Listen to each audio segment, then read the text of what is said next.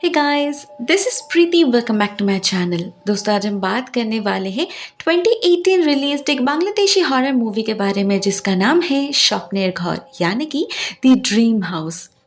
इस कहानी की शुरुआत होती है एक यंग लड़की को दिखाते हुए जो अपने घर के बाथटब में एक रिलैक्सिंग बाथ लेते हुए किसी से फ़ोन पर बात कर रही थी, मे बी अपने किसी दोस्त से, क्योंकि बातें काफ़ी पर्सनल थी जिससे हम समझ पाते हैं कि उसने रिसेंटली अबॉर्शन करवाई है, क्योंकि अभी फैमिली स्टार्ट करने का कोई इरादा नहीं है उसका। अभी तो उसे अपने करियर पर फोकस करना है, लाइफ उसकी है तो चॉइस भी उसी का होना चाहिए ना, वो जो मर्जी कर सकती है।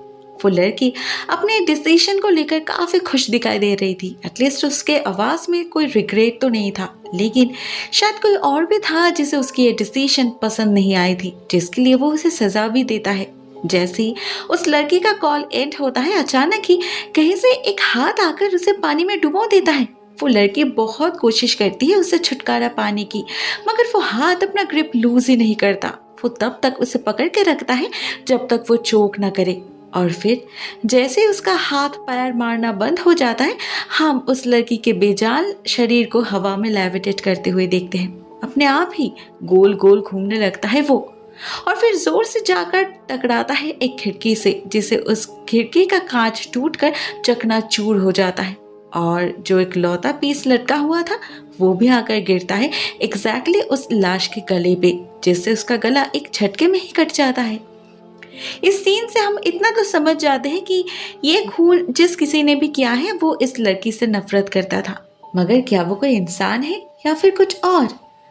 दोस्तों, इस सवाल का जवाब तो हमें तुरंत ही नहीं मिलता, बल्कि अगले सीन में हमें एक मैरिड कपल शिमांतो और मारिया से इंट्रोड्यूस किया जाता है, जो एक दूसरे से बेइंतहा मोहब्बत करते थे। एक साथ बहुत ही खुश थे दोनों। शिमांतो बाय प्रोफेशन एक फिल्म एक्टर था जो अपने हैसियत के हिसाब से पूरी कोशिश करता था अपने पत्नी को खुश रखने की। उधर मारिया भी उसके प्रति इक्वली डिवोटेड थी। बहुत ही खुशहाल जिंदगी थी उनकी, किसी चीज़ की कोई कमी नहीं थी सिवाय एक घर के, मारिया के ड्रीम होम के। उसे हमेशा से ही एक स्पेशियस और एयरी अपार्टमेंट में रहने का बहुत शौक था, लेकिन उनका रेंट भी बहुत ज़्यादा होता था जो शिमांतो के लिए अफोर्ड कर पाना मुश्किल होता था। इसीलिए ही अभी तक वो लोग शहर के बाहर एक आउटस्कर्ट एरिया में रह रहे थे। बट फाइनली एक दिन उनका ब्रोकर उन्हें कॉल करके एक घर का एड्रेस देता है जो मारिया के टेस्ट के अकॉर्डिंग था, और शिमांतो भी उसे अश्योर करता है कि वो उसे अफोर्ड कर सकता है। तो वो लोग अगले दिन ही उस घर को विजिट करने का फैसला करते हैं, मगर नेक्स्ट डे शिमांतो अपने कुछ काम में फंस जाने के कारण उनका प्लान कैंसिल करना पड़ता है। इधर मारिया तो उसके लिए घर के सामने ही इंतजार कर रही थी, तभी उसके साथ एक अजीब हादसा होता है। एक आदमी इंटेंशनली उसे धक्का मारकर भाग जाता है और पीछे छोड़ जाता है एक पर्स, वो भी किसी औरत का। मारिया बहुत चिल्लाती है, उस आदमी को आवाज लगाती है, लेकिन वो आदमी रुकता ही नहीं। और जब मारिया उस पर्स में चेक करती है तो उसे वहाँ किसी के आईडी कार्ड्स और साथ में बहुत सारे पर्सनल डॉक्यूमेंट्स भी मिलते हैं जो बहुत इंपॉर्टेंट लग रहे थे। तो वो डिसाइड करती है कि वो कल ही जाकर इस पर्स को वापस दे आएगी। एड्रेस तो आईडी कार्ड पर ही था। रात में शिमांतो के घर लौटने के बाद मारिया सब कुछ उससे शेयर करती है और साथ में ये भी कहती है कि ये एड्रेस उसी एरिया में है जहाँ वो लोग आज घर देखने जाने वाले थे, तो क्यों ना वो लोग कल दोनों काम एक साथ कर ले। शिमांतो ऐसा ही करता है। अगले दिन ही उसे ले जाकर हाजिर हो जाता है उस एड्रेस पर। पता चलता है वहाँ एक कपल रहते हैं, मिस्टर एंड मिसेस डिसूजा नाम से, काफी रिच है और वेलकमिंग भी। मिसेस डिसूजा शिमांतो को पहचान भी लेती है और बातों बातों में जब उन्हें पता चलता है कि ये लोग घर ढूंढ रहे हैं तो एक ऑफर देती है वो उन्हें। पता चलता है इसी बिल्डिंग में उनका एक और फ्लैट भी है जो वो लोग किराए पर देते हैं। फिलहाल वो फ्लैट खाली पड़ा है, तो वो शिमांतो और मारिया से कहते हैं एक बार जाके देख लेने के लिए, क्या पता उन्हें पसंद आ जाए। वो अपने नौकर गोंसाल्विस को भी भेजती है उनके साथ, और वो उन्हें जो फ्लैट दिखाता है उससे तो मारिया को पहली नज़र में ही प्यार हो जाता है। एग्जैक्टली ऐसी जगह ही तो वो ढूंढ रही थी, यही तो है उसका ड्रीम होम। ऊपर से जब गोंसाल्विस बताता है कि यहाँ पर मौजूद हर एक फर्नीचर भी इसी फ्लैट के साथ फ्री में आने वाला है, तब तो शिमांतो भी खुश हो जाता है। आखिर कितना सारा पैसा बच जाएगा उनका। गोंसाल्विस बताता है ये सामान उनके पुराने टेनेंट का है जो कि एक ओल्ड लेडी थी। एक महीने पहले ही वो ये देश छोड़कर अपने बेटे के पास चली गई और ये सामान यहीं छोड़ गई। अब ना वो फिर कभी वापस आने वाली है और ना ही वो कभी ये फर्नीचर्स वापस मांगने वाली है। तो शिमांतो और मारिया अगर चाहे तो बेझिझक यूज कर सकते हैं, ये नहीं, किसी को कोई प्रॉब्लम नहीं होगी। अब फ्लैट तो उन्हें ऑलरेडी पसंद आ चुका था, तो शिमांत और देर नहीं करता, अगले हफ्ते के अंदर ये सारे पेपर वर्क्स खत्म करके उस घर में शिफ्ट कर जाता है और मारिया भी अपनी जी जान लगाकर उस घर को अपने सपनों के महल में बदलने में लग जाती है। उधर मिस्टर एंड मिसेस डिसूजा से भी धीरे धीरे उनका जान पहचान बढ़ने लगा था। यहाँ एक चीज हम नोटिस करते हैं कि ये लोग थोड़े अजीब किस्म के हैं, ज्यादा किसी से मिलते जुलते नहीं, ज्यादा बातचीत नहीं करते। और मिस्टर रॉबर्ट डिसूजा तो उम्र में अपने पत्नी के पिता लगते हैं, इतनी खूबसूरत पत्नी है उनकी, लेकिन उनके बीच कोई अफेक्शन नहीं है, बल्कि एक अजीब सा कोल्डनेस है। वो पूरा दिन अपने आप को लेकर ही बिजी रहते हैं और बेचारी उनकी पत्नी अकेले बोर होती रहती है। और तो और उनके घर का एम्बियंस भी काफी मिस्टीरियस है, हमेशा ही विंडोज बंद रखते हैं वो लोग, नहीं तो भारी कर्टन्स डाल के रखते हैं जिससे सूरज की रोशनी अंदर ना आ पाए। ऐसे किसी भी कीमत पे अंदर के अंधेरे को डिस्टर्ब करना नहीं चाहते वो लोग। ऐसे में एक दिन वो लोग शिमांत और मारिया को डिनर पे इनवाइट करते हैं, जहां शिमांत तो खुद भी उनके बीच का ऑकवर्डनेस सेंस कर पाता है। रॉबर्ट तो सबके सामने ही मारिया की खूबसूरती की तारीफ करता है और उसकी पत्नी शिमांतो से फ्लर्ट करने लगती है। डायरेक्टली उससे कहती है कि मारिया कितनी लकी है, उसे शिमांतो जैसा प्यार करने वाला पति मिला, काश उससे पहले वो शिमांतो से मिली होती, एक्सेट्रा एक्सेट्रा। उसका अप्रोच इतना अग्रेसिव था कि खुद शिमांतो तक अनकंफर्टेबल फील करने लगा था वहाँ। उधर दूसरी तरफ मारिया तब उनके घर को देखने में बिजी थी, तो रॉबर्ट उसे बुलाने जाता है और हम देखते हैं इस घर के वॉल्स पर बहुत सारे मिस्टीरियस पेंटिंग्स लटकी हुई है। सभी का एक ही थीम है, डार्कनेस, और सारे के सारे पेंटिंग्स ही हॉन्टिंगली ब्यूटीफुल है। मारिया उनमें से एक पेंटिंग को देखकर तो बिल्कुल स्पेल बाउंड हो जाती है। ऐसा फील हो रहा था उसे जैसे उस पेंटिंग के अंदर कुछ है जो उसे अट्रैक्ट कर रहा है, वो वहां से हिल नहीं पा रही थी। ठीक इसी समय वहां रॉबर्ट जॉब पहुंचते हैं और कहते हैं कि ये पेंटिंग्स उनके पिता का कलेक्शन है, बहुत वैल्यूएबल है उनके लिए। मगर मारिया के मुंह से उस पेंटिंग की तारीफ सुनकर वो उसे गिफ्ट करने में देर नहीं करते।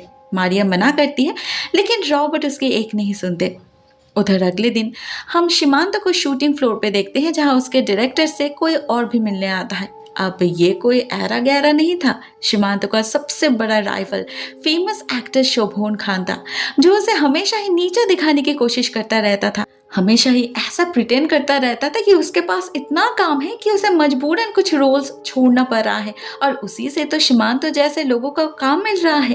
अब शिमांतो उसका इशारा भली भांति समझ पाता था, इसीलिए बहुत ह्यूमिलेटेड फील करता था वो उसके सामने। उसे देखते ही आग बबूला हो जाता था वो। उस दिन भी ठीक वैसा ही हुआ। ऊपर से जब गुस्से में पागल होकर शिमांतो किसी तरह अपना काम खत्म करके घर की तरफ रवाना हो ही रहा था, ठीक तभी कहीं से एक अजीब आदमी आकर हाजिर हो जाता है उसके सामने और पहेलियों में बात करने लगता है। कहता है इंसान का दिल ही उसकी सबसे बड़ी दुश्मन है और कुछ पाने के लिए कुछ खोना भी पड़ता है।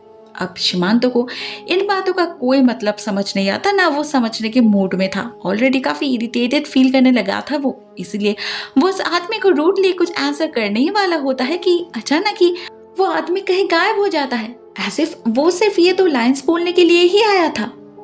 उधर एट द सेम टाइम हम मारिया को देखते हैं मिसेस डिसूजा के घर बात करते हुए। वो रॉबर्ट के प्रोफेशन के बारे में इंटरेस्टेड थी, मतलब 2 प्रॉपर्टीज, इतनी लैविश लाइफस्टाइल, आखिर वो करते क्या है। लेकिन जवाब में मिसेस डिसूजा बताती है कि उसे नहीं पता, उसने कभी पूछा ही नहीं। नाउ ऑब्वियसली ये जवाब काफी अजीब था, तो मिसेस डिसूजा बात को घुमाने के लिए उल्टा मारिया से एक सवाल पूछती है कि वो पूरा दिन अकेली रहती है, बोर होती है, तो वो लोग बेबी क्यों नहीं ले रहे। मारिया भी उससे यही सवाल पूछती है, लेकिन इसका भी एक अजीब जवाब देती है मिसेस डिसूजा। कहती है उन्हें सही वक्त का इंतजार है, अंधेरे को रोशनी में ले जाने का इंतजार। अब इसका मतलब तो मारिया समझ नहीं पाती, लेकिन इस कहानी के अंत तक हम जरूर समझ जाएंगे। इन द मीनवाइल हम शिमांतो को देखते हैं जो घर वापस आ चुका था, लेकिन मिस्टर डिसूजा उसे पार्किंग लॉट में ही रोक लेते हैं और अपने साथ एक रेस्टोरेंट में ले जाते हैं। और फिर बातों बातों में वो भी सेम सवाल पूछते हैं उससे कि वो लोग बेबी क्यों नहीं ले रहे। साथ में शिमांतो को उसके करियर को लेकर भी इनसिक्योर फील करवाता है रॉबर्ट। कहता है उसे पता है शिमांतो के पास ज्यादा काम नहीं है, कोई शोभन खान आजकल ट्रेंड में है, उसे और ज्यादा एफर्ट डालना चाहिए, क्योंकि उसके प्रोफेशन में लोग ज्यादा दिन किसी को याद नहीं रखता। अब बात तो सही थी, लेकिन रॉबर्ट उनके बारे में इतना इंटरेस्ट क्यों ले रहा था, यही समझ नहीं पाया शिमांतो। इधर घर में मारिया जब अकेले शिमांतो का इंतजार कर रही थी, तब अचानक ही उसे एक आवाज सुनाई देती है, जैसे कोई दरवाजा खोलकर अंदर आया हो। मगर चेक करने पर उसे कोई नहीं दिखता, कोई दरवाज़ा खुला भी नहीं था, तो वो ज़्यादा ध्यान नहीं देती। उधर अगले ही दिन उससे उसकी बेस्ट फ्रेंड शीला मिलने आती है, जो बातों बातों में उसे इन्फॉर्म करती है कि क्या उसे पता है कुछ महीने पहले इसी बिल्डिंग के किसी फ्लैट में एक मर्डर हुआ था, किसी लड़की की लाश मिली थी यहाँ से। शीला कहना तो चाहती थी बहुत कुछ, मगर न जाने क्यों उसे अचानक ही बहुत अजीब फील होने लगा था। गूज़बम्स आने लगे थे और एक अजीब सी घुटन भी महसूस कर रही थी वो। तो वो ज़्यादा देर नहीं करती, अपने पति के बीमारी का बहाना देकर निकल जाती है, ये सोचकर कि कभी बाद में मारिया को अपने घर बुलाकर उससे सारी डिटेल्स शेयर करेगी। मगर जाते जाते एक अनहोनी हो जाती है उसके साथ। कहीं से एक फोटो फ्रेम आकर गिरता है उसके माथे पर, बेचारी को चोट भी लगती है, लेकिन वो इतनी डरी हुई थी कि वो मारिया को फर्स्ट एड करने का वक्त तक नहीं देती, उसी हालत में निकल जाती है। इधर मारिया को तो समझ भी नहीं आता कि यह फोटो फ्रेम आखिर आया कहाँ से। एट द सेम टाइम हम मिसेस डिसूजा को देखती है सच धज कर तैयार होते हुए। वो रॉबर्ट से कहती है उसे कहीं घुमाने ले जाने के लिए। घर में बैठे बैठे दम घुटने लगा था उसका, लेकिन रॉबर्ट डायरेक्टली कह देता है कि वो बेवजह घर से निकलना पसंद नहीं करता, तो मिसेस डिसूजा भी अकेली ही निकल पड़ती है। इस सीन से दो चीजें हमारे लिए बिल्कुल क्लियर हो जाते हैं। पहला, रॉबर्ट उस रात ऐसे ही नहीं गया था शिमांतो से मिलने, उसका जरूर कोई इरादा है। और दूसरा, उसे अपने बीवी से कोई लगाव नहीं, वो क्या करती है, किससे मिलती है, इससे कोई फर्क नहीं पड़ता रॉबर्ट को। पता नहीं आखिर उसने शादी ही क्यों करी। मगर इसका मतलब ये नहीं था कि मिसेस डिसूजा कोई दूध की धुली है, वो तो पूरा फायदा उठाती है इस फ्रीडम का और डायरेक्टली शिमांतो से मिलने चली जाती है। एज यूजुअल अपने अदाओं से उसे सेड्यूस करने की कोशिश करती है, लेकिन शिमांतो इस बार भी उसके झांसे में नहीं फंसता, काम के बहाने उसे इग्नोर कर जाता है। उधर उसी रात एक भयानक हादसा होता है शीला के साथ। वो जब घर लौटती है तो देखती है उसका हस्बैंड हसन सो रहा है। उसे लगता है जरूर उसकी तबीयत बिगड़ गई होगी, क्योंकि सुबह ऑफिस निकलते वक्त उसने देखा था हसन को फीवर है, तो वो उसे कहती है जल्दी से खाना खा के दवाई ले लेने के लिए। मगर तभी उसे हसन का कॉल आता है जो कहता है वो ऑफिस में है और उसे घर लौटने में लेट हो जाएगी। अब इसे सुनकर तो शीला की हालत खराब हो जाती है और हम देखते हैं उसके पास चादर के नीचे कोई और ही लेटा है, जो कोई इंसान तो नहीं लग रहा था। अब इसके बाद क्या होता है वो हमें दिखाई नहीं देता, लेकिन कुछ देर बाद शिमांतो को एक कॉल जरूर आता है मारिया का, जो बताती है शीला का मर्डर हो गया है, उन्हें अभी उसके घर जाना होगा। और फिर जब वो लोग उसके घर जाते ही तब पुलिस से उन्हें एक और डरावनी बात पता चलती है कि शीला का शक बिल्कुल सही था, मारिया का फ्लैट ही वो घर है जहां उस लड़की का खून हुआ था। दोस्तों, यहाँ पर हम समझ पाते हैं इस फिल्म के स्टार्टिंग में हमने जो घोंसले एनकाउंटर्स देखी थी वो इसी लड़की का मर्डर सीन था, लेकिन फिर मिस्टर मिसेस डिसूजा ने उनसे झूठ क्यों कहा कि उनका लास्ट टेनेंट एक ओल्ड लेडी थी। शिमांतो और मारिया अगले दिन ही उनके घर जाते हैं उन्हें कन्फ्रंट करने, मगर रॉबर्ट बहुत ही शांत शब्दों में कहता है कि उसने सोच समझ कर ये उनसे ये बात छुपाई थी, क्योंकि मारिया घर में अकेली रहती है, वो उसे बेवजह डराना नहीं चाहते थे। और वैसे भी वो लोग इतने दिनों से वहाँ रह रहे हैं, क्या कभी उन्हें कोई प्रॉब्लम हुई। अब शिमांतो को उनकी ये सोच जायज़ लगती है तो वो और कुछ नहीं कहता, लेकिन क्या सच में कुछ नहीं था उनके फ्लैट में। मारिया को रात में जो आवाज़ें सुनाई देती है, जो बार बार किसी के होने का एहसास होता है उसे, और उस दिन शीला के ऊपर उस फोटो फ्रेम का गिरना, क्या ये सब नॉर्मल था? नहीं, कुछ तो था उस फ्लैट में जो मारिया के आसपास अपना जाल बिछा रहा था। मगर ये सब कुछ वो लोग अपने आंखों से देख नहीं पा रहे थे, इसीलिए उन्हें कभी डर भी नहीं लगा। लेकिन उसी शाम जब मारिया शीला के लिए प्रेयर कर रही थी, तब हम पहली बार उस काले साये को सामने से देख पाते हैं, जो एक ही झटके में सारे कैंडल्स बुझा देता है। और फिर रात में एक भयानक सपना देखती है मारिया। सपने में शीला को देखती है वो, जिसका सर उसके सामने उसके शरीर से अलग हो जाता है। बहुत ही डरावना नज़ारा था वो, जिससे ऑब्वियसली मारिया की नींद टूट जाती है और वो जागने के बाद भी डर से कांपने लगती है। थैंकफुली शिमांतो था उसके साथ, तो वो उसे संभाल लेता है। मगर शिमांतो खुद जो प्रॉब्लम्स फेस कर रहा था, उनका क्या? वो तो अपने ही उलझन में फंसा हुआ था बेचारा। ना कोई प्रोजेक्ट नहीं मिल रहा था उसे, सारे प्रोड्यूसर्स एंड डायरेक्टर्स को कॉल कर करके थक चुका था बेचारा। अगर ऐसा ही चलता रहा तो उसका करियर तो खत्म हो जाएगा। वो मारिया को कोई टेंशन देना नहीं चाहता था, इसीलिए उससे कुछ शेयर नहीं करता, मगर खुद अंदर ही अंदर बेचैन होने लगा था। ऊपर से वो शोभून खान तो था ही उसे परेशान करने के लिए।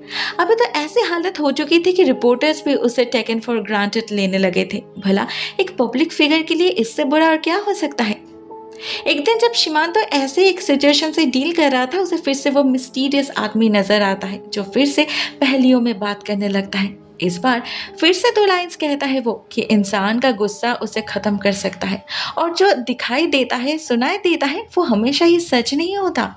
इतना कहते ही बिल्कुल पिछली बार की तरह हवा में गायब हो जाता है वो, और शिमांतो पहुंच जाता है एक रेस्टोरेंट में रॉबर्ट के साथ ड्रिंक करने, अपना फ्रस्ट्रेशन निकालने। इस पर रॉबर्ट को ज्यादा कुछ कहना नहीं पड़ता। शराब के नशे में धुत होकर शिमांतो ही अपने लाइफ की सारी प्रॉब्लम्स शेयर कर देता है उसके साथ। उसकी सारे प्रॉब्लम्स की जड़ तो शोभन ही है। डायरेक्टर्स को ऑलिंग कर करके उससे काम जो छीन रहा है वो। ऐसे में अचानक रॉबर्ट उससे कहता है कि वो उसकी मदद कर सकता है, लेकिन कैसे वो शिमांतो से शेयर नहीं करता। इंस्टेड बहुत ही क्रीपीली हंसने लगता है और कहता है कि उसका काम तो हो जाएगा, उसकी सारी प्रॉब्लम्स सॉल्व हो जाएगी, लेकिन उसके बदले में शिमांतो को कुछ बहुत बड़ा सैक्रिफाइस करना पड़ेगा। क्या ये सौदा मंजूर है शिमांतो को? अब शिमांतो कुछ सोचने या समझने की हालत पे तो था नहीं। वो किसी भी कीमत पे शोभन को हराना चाहता था बस। तो वो तुरंत ही हाँ कर देता है और वहीं बैठे देर रात तक पीने लगता है।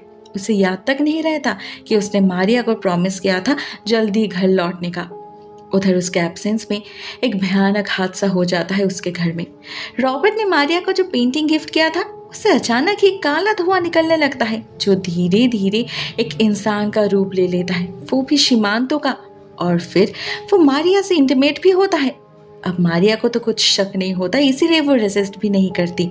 उधर इसके ठीक कुछ देर बाद एक और अजीब हादसा होता है। हम शोभन खान को देखते हैं देर रात शूटिंग से लौटते हुए। वो बहुत थका हुआ था, इसलिए रिलैक्स करने के लिए थोड़ा ड्रिंक करता है और उसके बाद ही अचानक उसकी तबीयत खराब होने लगती है। वो बाथरूम जाता है पॉटी करने, लेकिन वहां कोई उसका खून कर देता है।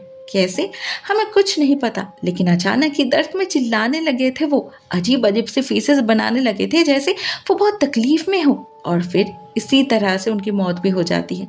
और उनके गिरते ही एक भयानक नजारा देखते हैं। हाँ, देखते हैं कोमोड से किसी का हाथ निकल रहा है। ये ठीक वैसा ही हाथ था जिसने फर्स्ट सीन वाली उस लड़की का खून किया था। उधर इस सबसे अनजान शिमांतो घर लौटते वक्त एक और कांड कर बैठता है। नशे की हालत में शोभन के घर के सामने जाकर बहुत सीन क्रिएट करता है वो। बहुत उल्टा सीधा कहता है, उसे चिल्ला चिल्ला कर उसे गाली देता है और उसके दरवाजे पर धक्का तक मारता है, जो सब कुछ सीसीटीवी कैमरा में रिकॉर्ड भी होता है।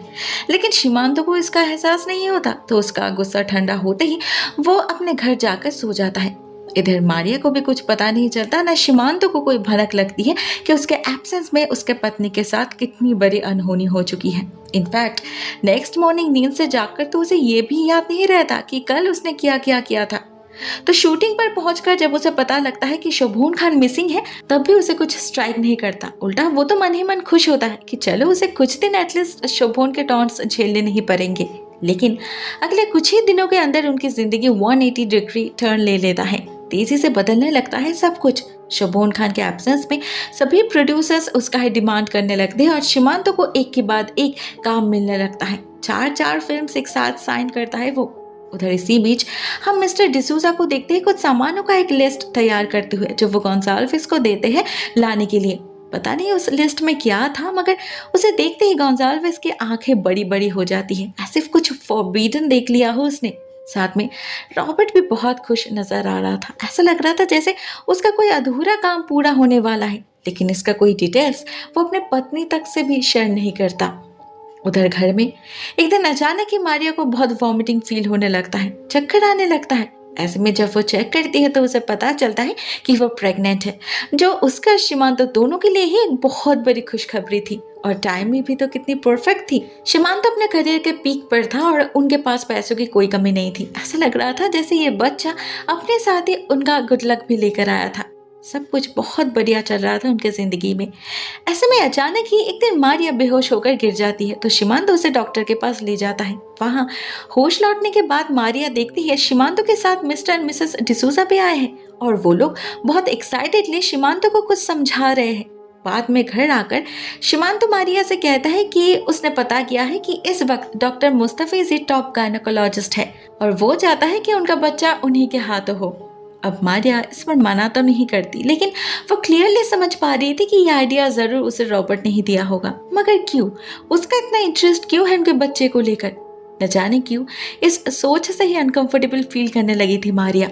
ऊपर से अगले दिन जब वो और शिमांतो डॉक्टर मुस्तफिज के पास जाते हैं चेकअप के लिए, मिस्टर और मिसेस डिसूजा भी उनके साथ जाते हैं और डॉक्टर जो मेडिसिन जूस सजेस्ट करते हैं उसका प्रिस्क्रिप्शन भी अपने पास ही रख लेती है मिसेस डिसूजा। और तो और जाते वक्त रॉबर्ट उस डॉक्टर की तरफ देखकर कुछ इशारा भी करता है, ऐसे उनके बीच कुछ और ही खिचड़ी पक रही हो। लेकिन इससे शिमांतो और मारिया का क्या ताल्लुक? उसी दिन शाम को हम रॉबर्ट को देखते हैं बहुत ही केयरफुली मारिया के लिए जूस प्रिपेयर करते हुए, लेकिन वो उनमें जो इंग्रेडिएंट्स मिला रहा था वो क्या नॉर्मल चीजें नहीं थी और शायद इन्हीं चीजों को लाने उसने उस दिन गोंजाल्विस को भेजा था। मतलब उसे पहले से ही पता था डॉक्टर ये जूस सजेस्ट करने वाला है। आखिर ये डॉक्टर का सजेशन है या उनका? उधर इस सबसे अनजान मारिया को तो इस जूस के स्मेल से ही उल्टी आने लगी थी। ना उसका सूरत अच्छा था ना स्मेल अच्छी थी और टेस्ट तो उसका सबसे भद्दा था। इतनी घिनौनी चीज मारिया ने लाइफ में कभी देखी भी नहीं थी, तो ऑब्वियसली वो उसे खाना नहीं चाहती थी। लेकिन मिसेस डिसूजा उसे बच्चे के नाम पर मजबूर करती है और हर रोज ऐसा ही चलता रहता है।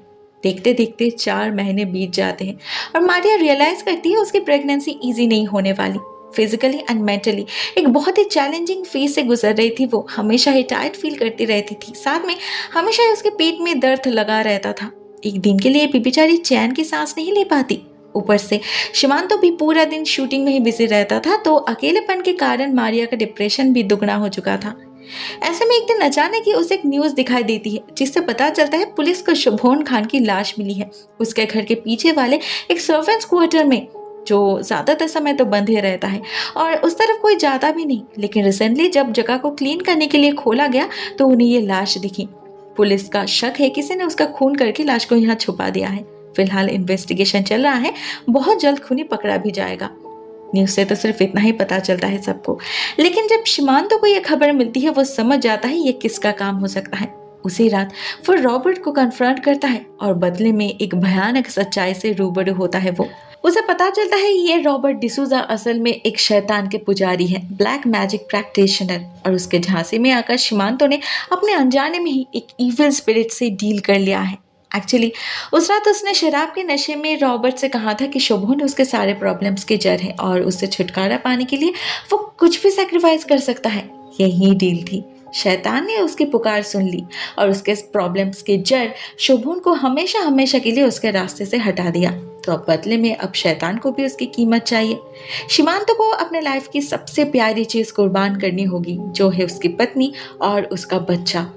इस पॉइंट पे शिमांतो को पता चलता है उसके पत्नी के पेट में जो बच्चा है वो असल में उसका है ही नहीं, बल्कि उसी इविल स्पिरिट का है। उसने सिर्फ शिमांतो के पत्नी के साथ संभोग ही नहीं किया, बल्कि उसके जरिए फिर से इस धरती पे जन्म लेने की तैयारी भी कर रहा है। भला ऐसी बात सुनकर कोई कैसे खुद को संभाल सकता है? शिमांतो भी गुस्से में पागल हो जाता है और रॉबर्ट पर हमला कर देता है। उसका गला दबाने की कोशिश करता है वो, लेकिन उसे छू भी नहीं पाता। उससे पहले वो इविल स्पिरिट आकर उसे रोक लेता है। साथ में शिमांतो को ये भी समझ में आ जाता है कि ये डील शिमांतो ने खुद एक्सेप्ट किया है, तो अब वो क्विट नहीं कर सकता, क्योंकि क्विट करने का मतलब होगा मौत। लेकिन सब कुछ जानकर वो उस भयानक सच को एक्सेप्ट भी नहीं कर पाता। वो इतना फ्रस्ट्रेटेड और इरिटेटेड फील करने लगा था कि घर लौटकर वो मारिया के पेट में स्टैब करने की कोशिश भी करता है, लेकिन इसका अंजाम भयानक होता है। उस रात जब वो सो रहा था तब अचानक ही प्यास लगने के कारण उसकी नींद टूट जाती है और वो देखता है मारिया बेड के ऊपर एक अजीब ही पोस्चर में बैठी है। जब शिमांतो उससे पानी मांगता है तो वो हिलती तक नहीं, सिर्फ अपना हाथ स्ट्रेच करती है और वो हाथ लंबा होकर किचन तक जा पहुंचता है और पानी लाकर शिमांतो को देता है। अब ये कोई नॉर्मल नज़ारा तो था नहीं, ना कोई नॉर्मल इंसान ऐसा कर सकता था। तो जाहिर से इसे देखकर शिमांतो की बोलती बंद हो जाती है। डर से उसकी धड़कनें तेज हो जाती है। वो भागकर स्विच बोर्ड के पास पहुंचता है और लाइट ऑन करता है। सरप्राइजिंगली रोशनी में सब कुछ नॉर्मल दिखता है उसे। मारिया तो गहरी नींद में थी, लेकिन जैसे ही वो फिर से लाइट ऑफ करता है उसे फिर से वही डार्क फिगर नजर आती है उसके जगह बैठे हुए। शिमांतो को समझ नहीं आता क्या वो कोई सपना देख रहा है। तो कंफर्म्ड होने के लिए वो कई दफ़ा लाइट ऑन ऑफ करता है, जिसके चलते एक पॉइंट पर अचानक ही वो फिगर उसके बिल्कुल सामने आ जाता है और लिटरली उसे धमकाता है मारिया से दूर रहने के लिए। तो शिमांतो वही करता है। अगले दिन से मारिया को जितना हो सके अवॉइड करने की कोशिश करता है वो। मारिया उसे गलत समझती है, उस पर गुस्सा करती है, लेकिन कुछ चेंज नहीं होता। ऐसे में सिर्फ डिसूजा फैमिली थी जो उसका पूरा ख्याल रख रही थी, लेकिन क्यों? कहीं ना कहीं मारिया को उनके इंटेंशंस को लेकर शक होने लगा था, और वैसे भी उसे शुरू से ही रॉबर्ट कभी पसंद नहीं आया था। कुछ तो ऑफ था उसके बारे में। तो मारिया एक दिन ऐसे ही उसके नाम से गूगल सर्च करती है आउट ऑफ क्यूरियोसिटी, लेकिन इससे उसे एक शॉकिंग राज का पता चलता है।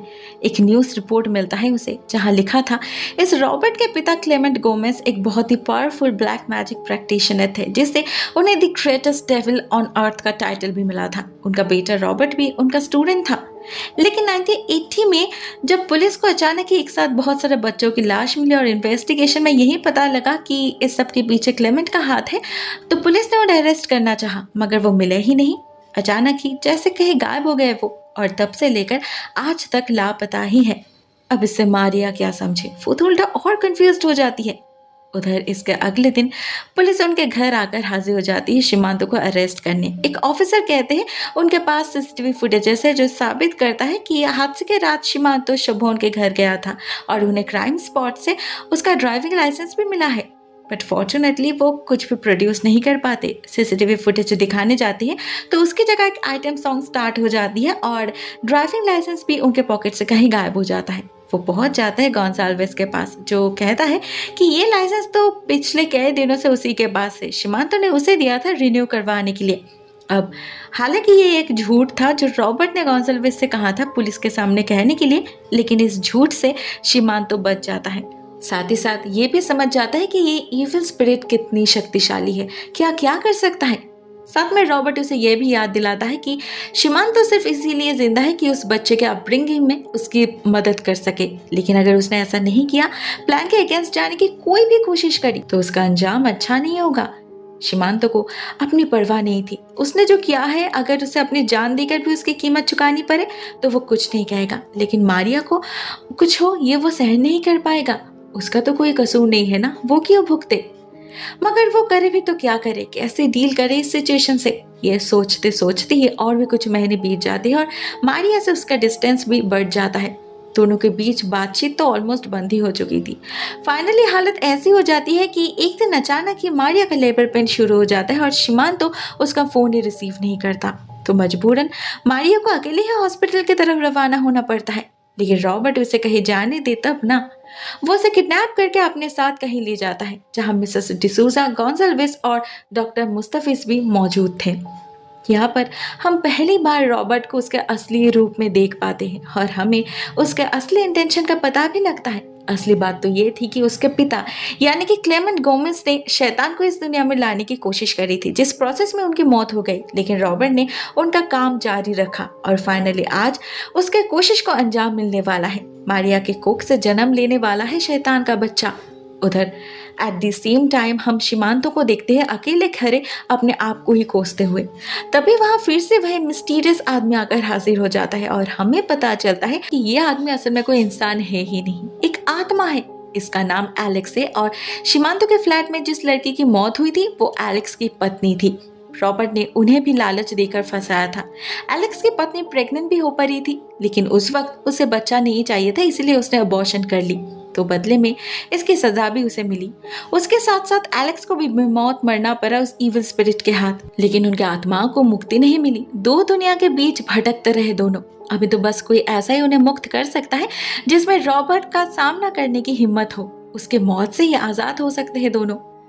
अब यहाँ पर कहीं क्लियरली बताया तो नहीं गया, लेकिन हमें लगता है उस दिन मारिया को जिस आदमी ने धक्का मारा था वो भी शायद एलेक्स ही था। उसी ने इंटेंशनली मिसेस डिसूजा के पर्स को गिराया था ताकि शिमांतो और मारिया उनके कांटेक्ट में आ सके और रॉबर्ट से बदला ले सके। इवन उसने शुरू से शिमांतो को कई दफा वार्न भी किया था, लेकिन शिमांतो कभी समझ ही नहीं पाया।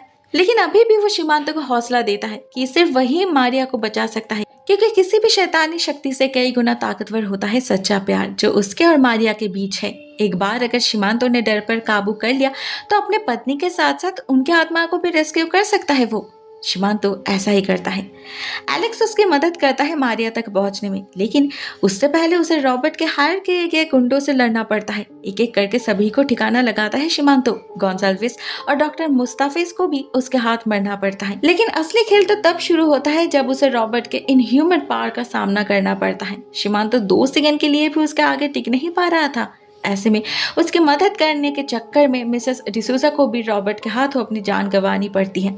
शिमांतो की हालत बहुत खराब हो चुकी थी, लेकिन वो हार नहीं मानता। फाइनल एक पॉइंट पे वो रॉबर्ट के कपड़ों पर आग लगा देता है, जिससे उसी आग में जलकर रॉबर्ट की मौत हो जाती है। उधर तब तक मारिया भी बच्चे को जन्म दे चुकी थी। उन्हें पता था ये शैतान का बच्चा है, उनका नहीं है, लेकिन फिर भी उस नन्ही सी जान को वो मार नहीं पाते। इंस्टेड कुछ दिन बाद शहर से दूर एक जंगल में छोड़ आते हैं उसे, इसी उम्मीद में कि शायद उनकी जिंदगी उसके श्राप से आज़ाद हो जाएगी। लेकिन ऐसा होता नहीं। लौटते वक्त अचानक ही उन्हें अपने गाड़ी के बैक सीट से उस बच्चे की रोने की आवाज़ सुनाई देती है, और जैसे ही वो लोग चेक करने पीछे मुड़ते हैं, एक ट्रक आकर ठोक देता है उन्हें। दोनों की स्पॉट डेथ हो जाती है। आखिर शैतान को धोखा देना इतना आसान थोड़ी ना है। तो क्या आप उनकी आत्मा भी एलेक्स और उसके पत्नी की तरह 2 दुनिया के बीच भटकते रहेगी? God knows. दोस्तों, ये कहानी यहीं पर एंड हो जाती है। आई होप कहानी आपको पसंद आई होगी। कमेंट सेक्शन में अपने थॉट्स शेयर ज़रूर करना। आज के लिए बस इतना ही दोस्तों। Thank you so much for watching this video. बहुत जल्द मिलते हैं किसी और नए वीडियो के साथ। तब तक के लिए टेक केयर। टाटा।